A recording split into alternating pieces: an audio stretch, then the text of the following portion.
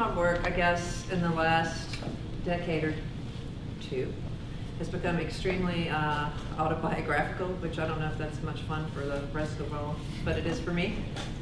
And this show I titled Ken, and I don't know if any of you read the artist statement.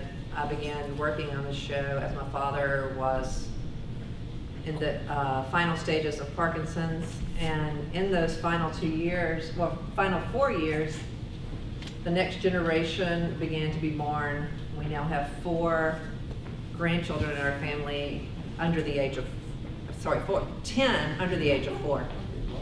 And we also have 5 generations alive right now. This is my grandmother's sister.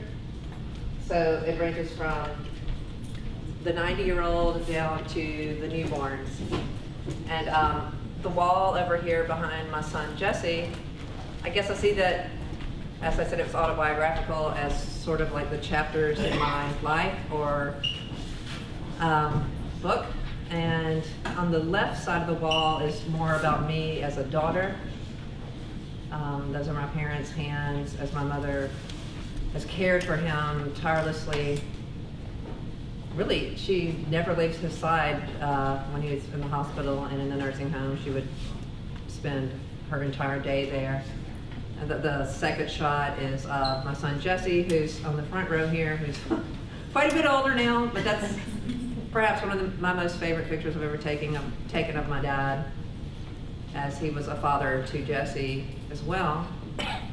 The centerpiece on that wall is my mother and my other mother, and I definitely wanted her to come down to the show. My mother on the right was able to, my mother on the left was not. And I have been a mother myself for more than half of my life, since the age of 22. So those are my sons, and that was a particularly dark period in our lives, but I still wanted it in the show. And the one on the end is, you'll have to ask me about that online if you want to email me. I'll give you that story. But and this wall pretty much encompasses the next generation being born. We have our first set of twins in the family, born to my niece, who was told she could never have children. She has 1 tube and 1 ovary, and she now has 4 under the age of 4. So be careful what you pray for.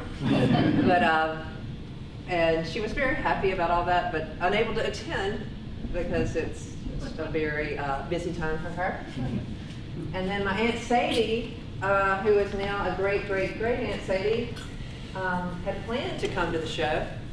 She had a little setback, but she's up and at 'em again, and she would kill me for telling y'all this, but she revealed under this beautiful little jacket she had just discovered Victoria's Secret at the age of 90. And her children begged me not to include senior porn in the show. I left that one out of the show. And then one of my favorite things about photographing in Louisiana is our lush landscape, and I just love putting a little roly-poly baby in the midst of an ungroomed yard, usually my yard, but this time it wasn't. And I just like this just was her giving birth and feeding her baby, and it fit real well to me in the cycle of life theme. And again, another roly-poly baby. The pictures I had on the wall, I brought this one in to show you. Jesse, you want to keep my assistant here? Sure. I consider Andrew my other son, who lives with us pretty much most of the time since kindergarten. And I've been working on a series of them for years. And I'm going to hopefully take them somewhere besides my driveway. And I photograph them every few years in this same, apparently Jesse's about to go off the page. And so I wanted to include Andrew in the show. And my new daughter, who's also sitting over there in the front row. I've never been a mother of a girl, so we've got her in the hallway. And it's basically just a show on the cycle of life without trying to get too Lion King-ish on you. But if anybody has any questions. I'm still film, darkroom.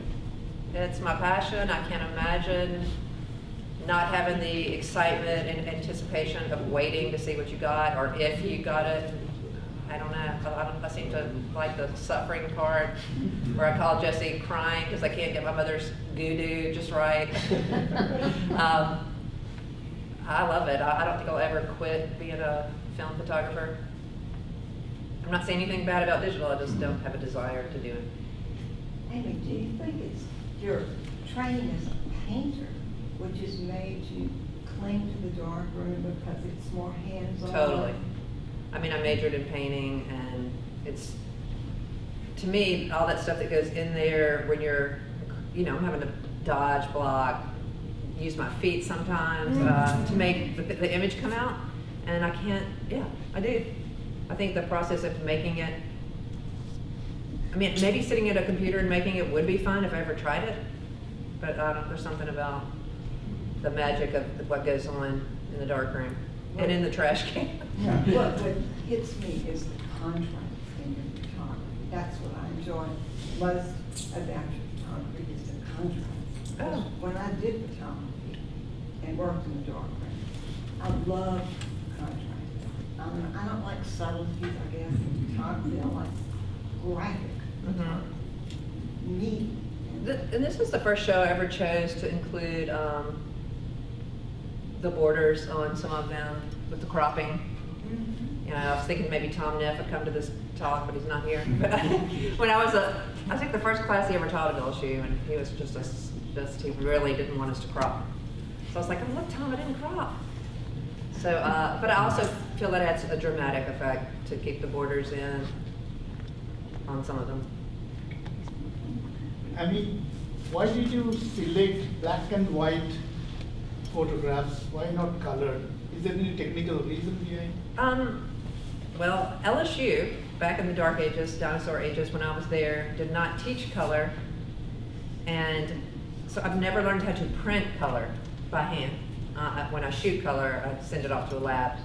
And just like I was telling Linda, it's the process. I only am able to make them. But I also feel black and white, I would still be drawn to it if I could print it, because I like that it just strips away all the extra stuff and just gives you the exact moment, the light, everything I want to see or feel. I don't feel like if anybody's a color photographer here, I'm so sorry, but I don't feel the emotions with color photography that I do with just straight black and white. Just like the rawness of the black and white. Have you ever gotten a really great shot that you, or see something that you wanted to capture that was the perfect shot that you took a photograph of, but were not able to get the final product that you... That happens a lot. Mainly, it's been a light issue because I don't use flash or studio lighting. So I've tried to like push the film to compensate, or you know, do things in the magic in the darkroom with filters and lighting. So there are things we can do to manipulate in the darkroom, but that has been kind of a sad thing that's happened. In fact, it happened in this show for one image with my dad being in a hospital and trying to get that lighting correct. In fact, I brought one of the last pictures I ever took of him. I'm one of those people that got an iPhone this year. I mean, I was stuck to my flip phone, but I was like, wow. How did and I have like this print of one of the last shots I ever shot of my dad on an iPhone, and I don't even understand how it, you can look at it, how it picks up light in that way. But yeah, so that's a problem when you are a natural light film photographer. There's not much room for error, I guess.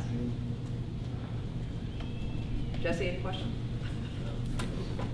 I'll add to what she was saying over there. This show, like, I didn't even realize till you said that. Thank you for saying that. The contrast in this one, I don't even know, like the people and just the darks and lights more than ever. I feel like there's a lot of blacks in this show, and yeah, I've done a lot of darker things. It's hard to. Thank goodness we have the new lighting. I was able to put my darker prints in. Sometimes I would have to go, oh, that's too dark. I may say, I'll have to leave it out, but not this time. So we're real happy we have new lighting. And normally I will like print everything small and put it all over a bulletin board before, when I'm making my decisions, and then the ones that are still with you in the bathtub, still with you when you're driving your car, you know, that you can't, that you dream about, are the ones for me that end up in the show. I can't tell you, poor Jason, like, I kept dreaming about different titles too. And I'd have to come over here and change a title. So I don't know if anybody else works with their dreams, but that's kind of how it happens sometimes. When you painted, were you a figurative painter? Yes. Honestly can say I thought I was sort of good then, but I look back at it now and I know that there's a reason. Were they portraits? For more abstract or abstract expressionist type portraits, not straight on. I did a lot of self-portraits, but and some from photographs. I'd like to get back into it. I mean, my daughter is an incredible painter. She's already seen her first painting at the age 16. Wow. So I'm thinking that could be something we can do together. Got the studio set up for it. Just need to get it going.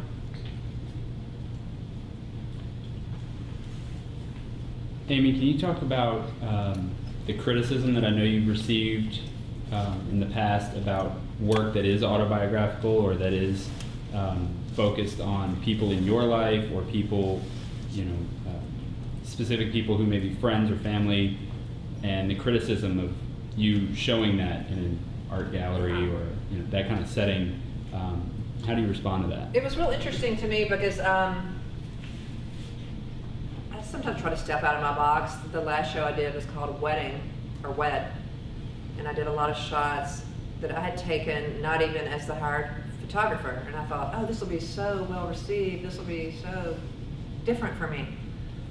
But everybody's like, seemed to miss my family. I think what's been alarming to me is that I get feedback both ways, like, you know, like sometimes Jesse will walk into the gallery and someone will say, well, take your shirt off, Jesse, you know. I mean, I happen to have sons that have beautiful bodies, and anyway, I get it both. And then I have clients or friends or patrons that have bought shots of my family that they've never met. So it's hard for me, I don't know, I want to do something that's personal and that I feel passionate about and that I'm walking out of the darkroom and going, yes, rather than, oh, does that match your sofa? Does it look cool in your kitchen? Just, you know, everybody's house is gray now, so black and white is the, it's the deal.